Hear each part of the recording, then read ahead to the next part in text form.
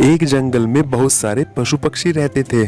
सभी साथ में खेलते कूदते थे। सब एक दूसरे के साथ बहुत खुश रहते थे।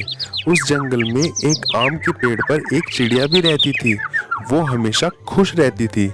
दिन भर वो आम के मीठे मीठे फल खाती और पेड़ की हरी हरी डालियों में झूलती हुई सो जाती। लेकिन एक समय, बहुत लंबे समय तक बारिश नहीं हुई और जंगल में सूखा पड़ गया। वहां के सारे पेड़ पौधे और तालाब सूख गए। जंगल के सब पशु पक्षी जंगल छोड़कर दूसरे किसी अन्य ठिकाने पर चले गए।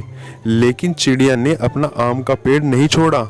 वो सारा दिन सूखे पेड़ की डाली पर बैठकर ईश्वर से प्रार्थना करती, हे भगवान, जल्दी इस जंगल में बारिश कर दो, नहीं तो सब खत्म हो जाएगा। फल और पानी ना मिलने के कारण चिड़िया कमजोर और दुबली होने लगी थी। लेकिन फिर भी वो आम के पेड़ को छोड़ना नहीं चाहती थी। एक दिन चिड़िया हर रोज की तरह पेड़ पर बैठी थी कि तभी उसे किसी के दर्द में कराहने की आवाज सुनी।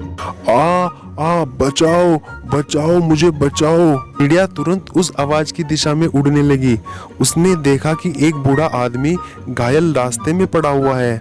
उसके पैर पर एक बड़ा सा कांटा चुभा हुआ था, जिससे उसे बहुत खून निकल रहा था और एक बड़ा सा जख्म उस कांटे की जगह पर बन गया था। बहुत ज्यादा खून बह जाने की वजह से वो बूढ़ा आदमी बेहोश हो गया था। चिड़िया ने अपनी चोंच से उस कांटे को निकाल दिया और जंगल से उसके घाव पर कुछ जड़ी बूटियां भी लगा दी, जिससे उस आदमी का घाव ठीक हो गया।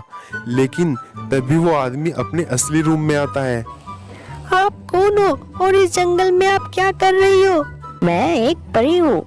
वेश बदलकर इस जंगल में घूमने आई थी, तभी मेरे पैरों में ये बड़ा सा कांटा चुभ गया और मैं बेहोश हो गई। तुमने मुझे नया जीवन दिया है, बताओ मैं तुम्हारे लिए क्या कर सकती हूँ? इस पर चिड़िया बोली, परी रानी, मुझे आपसे अपने लिए कुछ नहीं मांगना, बस आप मेरे इस जंगल को फिर से हरा भरा बना दीजिए। परी ने अपनी पूरी शक्ति से पूरे जंगल को फिर से हरा भरा बना दिया। देखते ही देखते जंगल के सारे पेड़ पौधों के साथ आम का वो पेड़ भी हरा भरा हो गया और उस पे खूब मीठे फल लगने लगे। जंगल के सारे पशु पक्षी वापस अपने घर लौट आए और चिड़िया को धन्यवाद दिया। जंगल में खुशियां लौट आई। इस कहानी से हमें यह सीख मिलती है कि बुरे वक्त में हमें कभी अपनों का साथ नहीं छोड़ना चाहिए।